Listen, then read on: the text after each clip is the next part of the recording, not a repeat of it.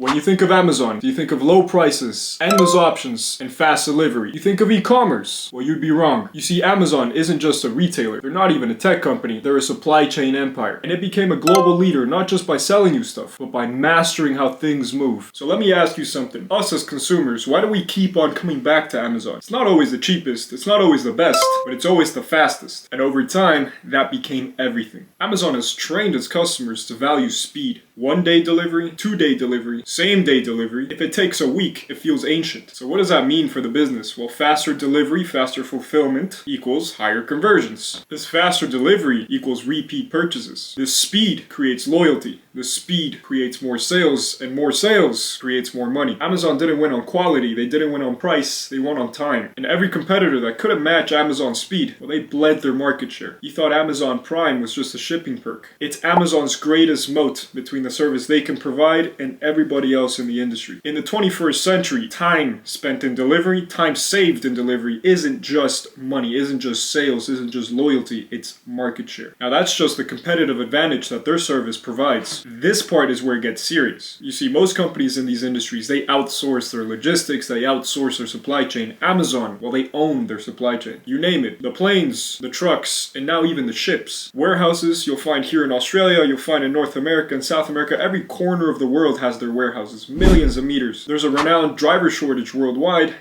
Amazon has their own driver network. Their data systems built in-house just for their operations, just for their supply chain. Hence, their data fully integrated. You see, at Amazon, they didn't buy the infrastructure. They didn't rent the infrastructure. They became the infrastructure. But why does that matter? You see, at Amazon, there's no more relying on third parties for deliveries. There's no more blind spots in the supply chain. All the data is internal. With a supply chain like this, they own every node. They see everything. They control everything. They can control where inventory sits. They can control where it moves. They can control when it moves. All the data associated with this, they control. And in this type of business, this type of control is precision. And with precision, you can fulfill your orders well. And if you do so well, you're going to get crazy profits. You can't beat a company that controls a battlefield. But here's how Amazon's supply chain empire goes from smart to just 10x. Amazon built great infrastructure for itself. And then what did it do? It opened the gates for everybody to use. Now every seller that can't compete with Amazon's speed, they just rent out Amazon's supply chain. They now offer services where you can sell your product, but you use their warehouse, and they pick it, they pack it, they fulfill the order for you at Amazon speed. Even if you sell on Shopify, Amazon delivers it for you. Adding on to this, they also give you access to their software. So now suddenly, you are using some top of the game software, and you can see every little bit of data that you need regarding your orders. There is massive power in that. What essentially this does for Amazon,